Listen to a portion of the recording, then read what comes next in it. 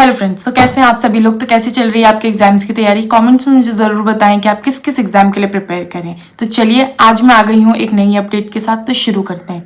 तो जैसा कि हमने कल बात ही की थी कि जो नेटो है उसने बहुत सी कंट्रीज़ को वार्निंग दी है, चाइना को, ब्राज़ील को, इंडिया को, कि अगर तुमने रशिया से अपना ट्रेड जो है वो बंद नहीं किया तो हम तुम पर सैंक्शंस लगाना स्टार्ट कर देंगे। इसके लिए उन्होंने 50 डेज़ का डेडलाइन भी दिया था और इस पर चाइना ने भी पलटकर जवाब दिया था। उन्होंने भी जो है उन्हें वार्न किया था।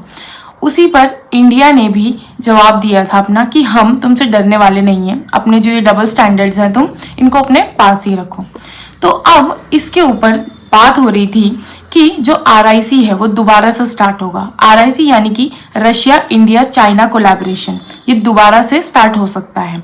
तो इस पर ही आज की अपडेट है कि इंडिया ने साफ इनकार कर दिया है, झुकला दिया है कि हम RIC में शामिल नहीं होंगे, कि हम RIC को ज्वाइन नहीं करेंगे।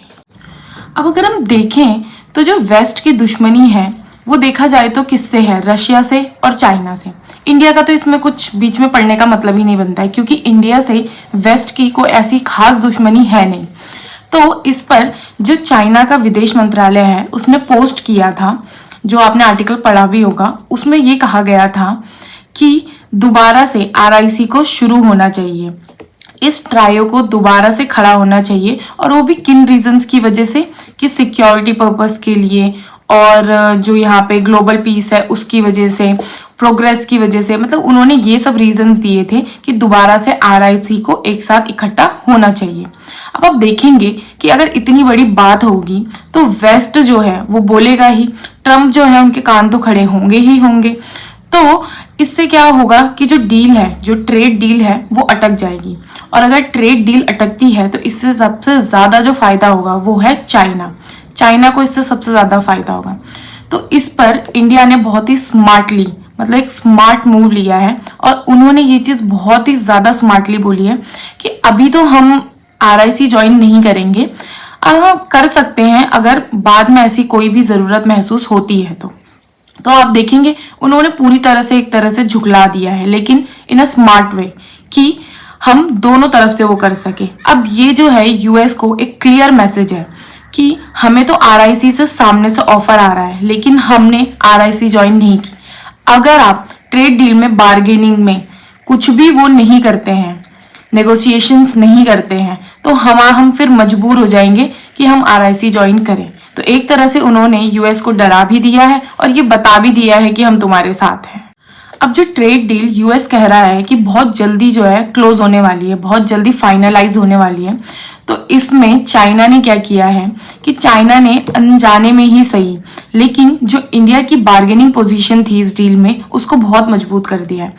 उसने अनजाने में ही क्या कर दिया है कि इंडिया की बहुत ज़्यादा हेल्प कर दी है। तो चलिए ये कैसे हुआ है इसके बारे में जानते हैं। तो जो RIC है उसके बारे में थोड़ा जानते हैं कि वो क्या है।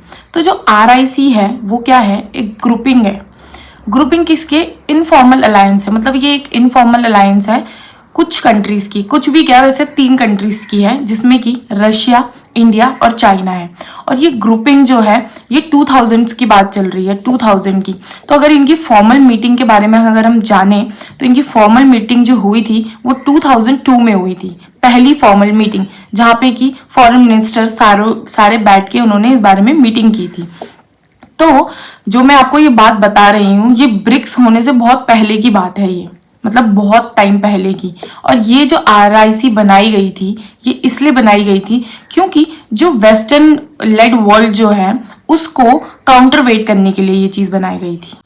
अब कल की जो न्यूज़ है उसमें अगर आप देखेंगे कि जो रशिया के डेप्यूटी फॉरेन मिनिस्टर जो हैं एंड्रे, उन्होंने ये स्टेटमेंट दी है एक इंटरव्यू में कि जो RIC है उसको रिवाइव किया जाएगा, रिवाइव होगी वो। तो अब अगर आप देखेंगे तो ये चीज़ तो कहना लाजमी है, मतलब वो तो ये चीज़ कहेंगे ही, क्योंकि उनका सबसे बड़ा जो बायर है वो फर्स्ट में क्या है, ऑयल का, चाइना, दूसरा कौन है, इंडिया। अब अगर वो RIC रिवाइव करते हैं तो वो क्या सोच रहे हैं, इस पर देखिए आप कि रशिया जो है वो कैसी चाल चल रहा है। रशिया सोच रहा है कि मैं वेस्ट के अगेंस्ट, यानी कि जो वेस्ट है उनके खिलाफ मैं ऐसा कुछ प्रोजेक्ट करूंगा, मतलब इस तरह से हम प्रोजेक्ट करेंगे कि तुम्हारे खिलाफ जो है आरआईसी ब्लॉक बनाकर खड़े हैं, मतलब कि तुम्हारे खिलाफ आरआईसी खड़ा है। तो अब अगर ऐसा होगा कि आरआईसी खड़ा होगा या रिवाइव होगा, तो फिर वेस्ट को थोड़ा बहुत तो सोचना पड़ेगा इस बारे में। इस पर चाइना बहुत ज्यादा इंटरेस्ट दिखा रहा है, क्योंकि देखा जाए तो सबसे बड़ा नुकसान जो है चाइना को ही होने वाला है इसके बाद। अब चाइना क्या कर रहा है, उनके वहां से भी पोस्ट आया था, उनके विदेश मंत्रालय से वहां से भी पोस्ट आया था कि जो आरआईसी है वो रिवाइव इसलिए की जा रही है सिक्योरिटी पर्पस की वजह से, सिक्योरिटी रीजंस की वजह से। अब इतनी बड़ी बात अगर वो बोलेंगे तो सीधी सी बात है कि वेस्ट जो है वो इस बारे में थोड़ा बहुत तो सोचेगा कि सिक्योरिटी पर्पस की वजह से और इसलिए आरआईसी जो है वो रिवाइव की जा रही है। अब चाइना ने तो अपनी औकात ऑपरेशन सिंदूर के टाइम पर ही दिखा दी थी, क्योंकि वो पाकिस्तान को पूरी तरह से सपोर्ट कर रहे थे, उनको आर्म्स बेच रहे थे, उनकी हेल्प कर रहे थे। तो उन्होंने ऑपरेशन सिंदूर के टाइम पे ही हमको ये चीज़ दिखा दी थी। लेकिन अब चाइना क्या कर रहा है कि डायरेक्ट वॉर ना हो जाए, इंडिया और चाइना के बीच में डायरेक्ट वॉर ना हो, इसलिए वो चीज़ों को अब नॉर्मलाइज कर रहे हैं। वैसे भी अगर हम देखेंगे तो जो चाइना है वो वैसे ही घाटे में चल रहा है। चाइना के पास दो ही चीज़ें तो हैं, एक रियल स्टेट हो गया और एक फॉरेन ट्रेड हो गया। और रियल स्टेट जो है वो उनका वैसे भी कोलैप्स हो रहा है, क्योंकि उनकी बिल्डिंग्स जो है वो टूट रही हैं, कोई खरीदने वाला है ही नहीं, बायर्स हैं ही नहीं, तो लोगों को वहाँ पर बहुत ज़्यादा नुकसान हो रहा है, मतलब बहुत ज़्यादा नुकसान देखना पड़ रहा है।